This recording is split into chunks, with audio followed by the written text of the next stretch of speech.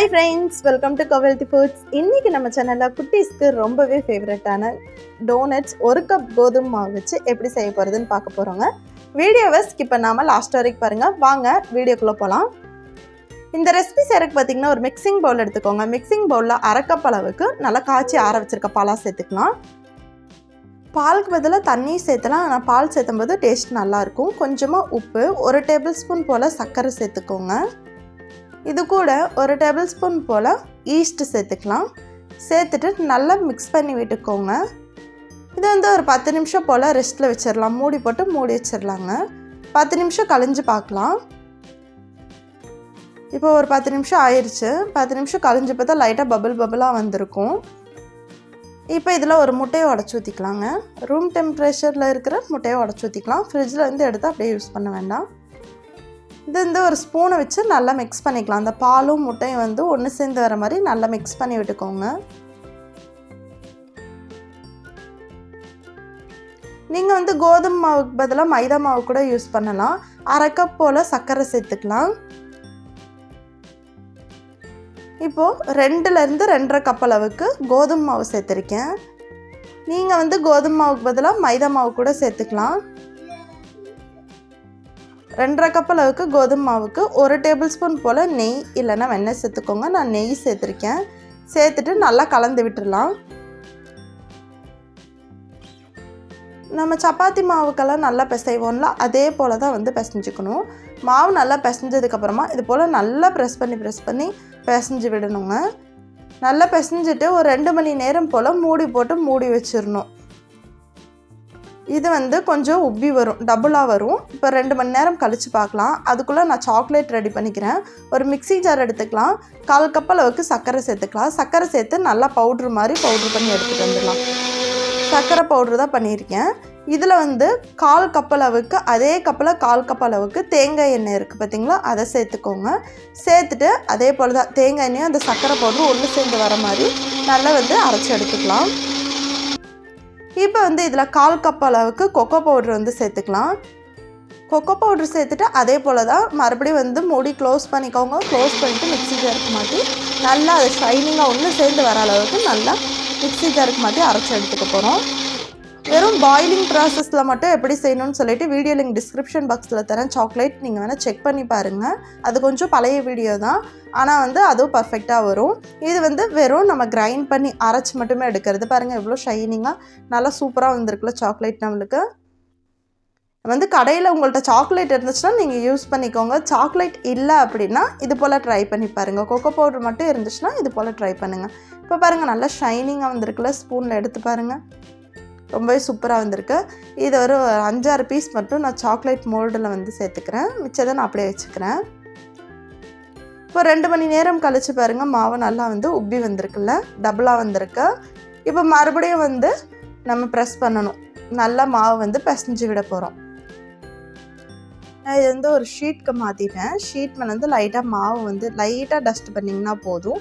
மறுபடியும் நல்லா பிசைஞ்சு விட்டுக்கலாம். பிசைஞ்சிட்டு நம்ம சப்பாத்தி மாவுக்கெல்லாம் உருண்டைகள் பிடிப்போம்ல, அது போல் கொஞ்சம் பெரிய உருண்டைகளாக பிடிச்சிட்டு இந்த அளவுக்கு அகலத்தில் மாவு பரட்டி வச்சுருக்கேன்.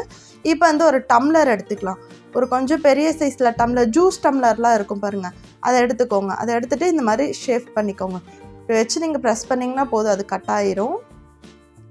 ஏன்னா டோனட்ஸ் பார்த்திங்கன்னா ரவுண்ட் ஷேப்பில் தானே இருக்கும்.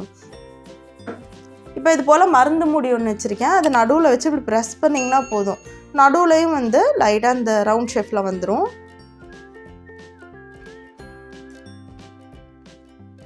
அவ்வளோதான். இது எக்ஸ்ட்ரா இருக்கிற மாவு எடுத்துடலாம். எடுத்துகிட்டு மறுபடியும் நீங்கள் அதே போல் செய்யலாம். நான் உங்களுக்கு காட்டுறக்காக 3 பீஸ் மட்டும்தான் செஞ்சுருக்கேன். கொஞ்சம் கூட ஒட்டாமல் வந்துடும். இப்போ ஒரு லைட்டாக ஆயில் அப்ளை பண்ண ஒரு பிளேட்டில் வச்சிடலாம். இப்போது கொஞ்சம் பெரிய சீட்டாகவே நல்லா ஒரு சப்பாத்தி மாவு எப்படி பெருசாக பண்ண முடியும் அந்த மாதிரி பரட்டி வச்சுட்டு ஒரு 8 பீஸ் அந்த மாதிரி வந்துடும். ஒரு 7-8 பீஸ் வந்துச்சுன்னா கொஞ்சம் ஈஸியாக இருக்கும் நம்மளுக்கு. உங்கள்கிட்ட டோனட் கட்டர் இருந்துச்சுன்னா நீங்கள் அது யூஸ் பண்ணுங்கள். பாருங்கள் ரொம்பவே சூப்பராக வந்திருக்கு. இதுலேயும் டோனட் கட்டர் எல்லாமே நம்ம சூப்பராகவே ஷேப் பண்ணிக்கலாம். இது ஒரு பிளேட்டில் மாற்றிட்டு ஒரு 2 நிமிஷம் போல் ரெஸ்ட்டில் வச்சிடலாம். எண்ணெய் சூடாகிறக்குள்ளே ரெஸ்ட்டில் இருக்கட்டும். மிதமான சூடில் எண்ணெய் வந்ததும் லைட்டாக தான் சூடாகணும், ரொம்ப சூடாகக்கூடாது. நம்ம ஃப்ரை பண்ணுறப்போது பார்த்திங்கன்னா நம்ம உள்ளே வந்து இப்போ சிக்கனே நம்ம ஃப்ரை பண்ணுறோம் போடும்போது நல்லா பபுளாக வரும். அந்தளவுக்கு வந்து ஹீட் இருக்கக்கூடாது. மீடியமாக இருந்துச்சுன்னா உங்களுக்கு கரெக்டாக இருக்கும். ஸ்லோ ஃப்ளேமில் வச்சுட்டு நல்லா வேக விட்டுடலாம். நீங்கள் எடுத்தோன்னா ஹை ஃப்ளேமில் வச்சுட்டிங்கன்னா கலர் சேஞ்ச் ஆயிரும், அவுட் கலர் சேஞ்ச் ஆயிரும், உள்ளே வேகாது. அதனால் இந்த மாதிரி ஒரு குழிக்கரண்டி வச்சு இந்த மாதிரி எண்ணெய் கொஞ்சம் கொஞ்சமாக எடுத்து மேலே ஊற்றி விடுங்க. ஸ்லோ ஃப்ளேமில் வச்சுட்டு பாருங்கள் கலர் சேஞ்ச் ஆகி வருதில்ல. இப்படி இருக்கும்போது தான் உள் பகுதியில் நல்லா வெந்து வரும், சாஃப்டாக இருக்கும். சாப்பிடும்போது ரொம்ப டேஸ்ட்டாக இருக்கும். சும்மாவே சாக்லேட் இல்லாமல் நீங்கள் சாப்பிட்லாம். கொக்கோ பவுடர் இருந்துச்சுன்னா நீங்கள் செஞ்சு சாப்பிட்லாங்க. இப்போ பார்த்திங்கன்னா நம்மளுக்கு டோனட் ரெடி ஆயிடுச்சுன்னா ஆயிலேருந்து எடுத்துகிட்டு இந்த ஒரு பிளேட்டில் மாற்றிக்கலாம். ஒன்று எடுத்து நம்ம பிச்சு பார்க்கலாம் எந்த அளவுக்கு வந்திருக்குன்னு சொல்லிட்டு. நல்லா சூடாக சாஃப்டாக இருக்குது. இப்படியே பார்க்கும்போது என்னென்னா நம்ம உளுந்தோட ஞாபகம் தான் வரும் கண்டிப்பாக இது பார்க்கும்போது. ரொம்பவே சூப்பராக இருக்குது. இப்போ நம்ம ரெடி பண்ணி வச்சுருக்க சாக்லேட் 1 மணி நேரம் ஃப்ரிட்ஜில் வச்சுட்டு எடுத்து பார்த்தா ரொம்ப சூப்பராக வந்திருக்கு பாருங்கள். ரொம்பவே நல்லா இருக்குது பார்க்கவும். டேஸ்ட்டும் ரொம்பவே சூப்பராக இருக்கும். இது வந்து நம்ம அரைச்சது. நீங்கள் வந்து பாயிலிங் ப்ராசஸ் பண்ணுறது எப்படின்னு வீடியோ லிங்க் டிஸ்கிரிப்ஷன் பாக்ஸில் தரேன், செக் பண்ணி பாருங்க, கண்டிப்பாக யூஸ்ஃபுல்லாக இருக்கும். இப்போ வந்து நம்ம ரெடி பண்ணி வச்சுருக்க சாக்லேட்டை வந்து ஒரு பிளேட்டில் மாற்றிக்கலாம்.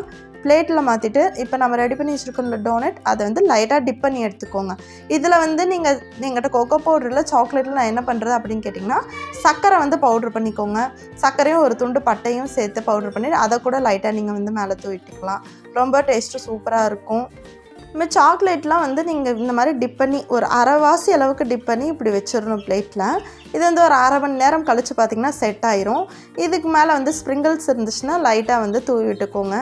பார்க்கவே ரொம்ப சூப்பராக இருக்கும். இல்லைனா ஒயிட் சாக்லேட் இருந்துச்சுன்னா அதை வச்சு கூட நீங்கள் டெக்கரேட் பண்ணலாம். எங்கிட்ட ஒயிட் சாக்லேட் இல்லை, அதனால் நான் இது போல் வந்து சிம்பிளாக டெக்கரேட் பண்ணிக்கிறேன். இப்போ ஒரு பீஸ் எடுத்து நம்ம சாப்பிட்டு பார்க்கலாம்.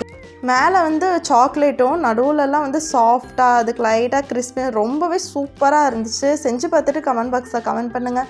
வீடியோ யூஸ்ஃபுல்லாக இருந்துச்சுன்னா உங்கள் ஃப்ரெண்ட்ஸ்க்கும் ஷேர் பண்ணுங்கள். சேனலை சப்ஸ்கிரைப் பண்ணிக்கோங்க. பக்கத்தில் இருக்க பெல் ஐக்கானை கிளிக் பண்ணிக்கோங்க. ரெசிபி செஞ்சு பார்த்துட்டு கமெண்ட் பண்ண மறந்துடாதீங்க.